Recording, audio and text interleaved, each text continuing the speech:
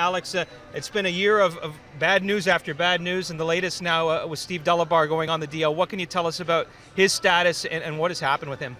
He was a little bit sore coming out of the All-Star break. We gave him 3 or 4 days off and felt like he was going to get through it. And then he came in a day ago after he pitched and just said, you know what, the soreness really has not gone away. It's taken him a little bit longer to get loose. If it was the playoffs, he could pitch. But it was one of those things that let's not take a chance. He's so important for us. We have him for a while, and let's make sure we let the inflammation calm down and get him back soon. Alex, when we spoke in spring training, you made it pretty clear. Despite the fact you were happy with the moves you made it clear, until we actually go out and play the games, I'm not guaranteeing that anything's going to happen. But 10 games under 500 at this point, that's got to go beyond what you thought the worst-case scenario would be. Sure, I don't know that we ever, you never go in planning for worst-case scenarios, things like that. We expect it to be a good team, expect it to contend. There's no doubt about that.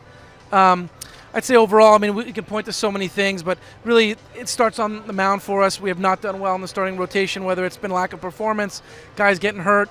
It's been a number of things, but the rotation ERA has not been good, and it's hard to put together a winning streak or do well when the rotation has performed the way they have, especially when their ability is so much greater. Not to single guys out, but the one guy that really seems to be the enigma has been Josh Johnson. What has happened with Josh Johnson?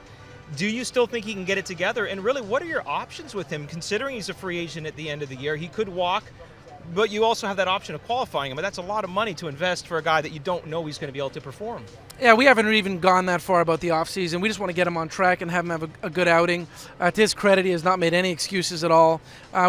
We've scratched our heads and trying to come up with ways to get him on track. I know Pete Walker and Pat Henkin spent a lot of time with him trying to get him going. But it's been tough. It's the last thing we would have expected, he would have expected. I don't think he's ever performed like this his entire career. Hopefully the next outing is the one where he ends up turning it around. But for now, it's really start to start in terms of what we do going forward, and hopefully we can get him going. Now, you mentioned earlier guys like Drabek, Hutchison maybe making a comeback sometime in September. What about Ricky Romero? Are we going to see Ricky Romero back up with this team at any time? I think you certainly could. His last outing was a good one. The outing before, he had come off flu and did not throw well. So we'd like to see him put together at least 3 or 4 outings in a row where it's very good outings and great success, and that would give us a little more confidence. Last thing we want to do is have him come up and have him send him back down again. So ideally, hopefully, the last outing was the beginning of maybe 3 or 4 starts in a row that he does well.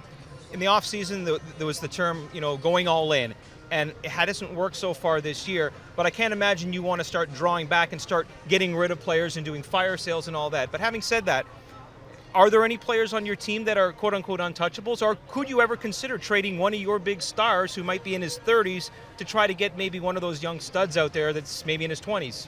Yeah, we haven't talked about doing that at all. I think one thing is we don't want to take away from the team. That being said, we're open to anything, but we're not going to go backwards in terms of trading away established star players, things like that. If anything, we want to try to add and get it turned around and have a good season next year and obviously the year beyond. So the game plan for us will be to continue to add, to continue to hopefully improve the team, and it's hard to do that when you take away, but we'll be open-minded to anything that comes up. Alex, you've been very supportive of John Gibbons through this whole losing streak. You've said, you're right behind him.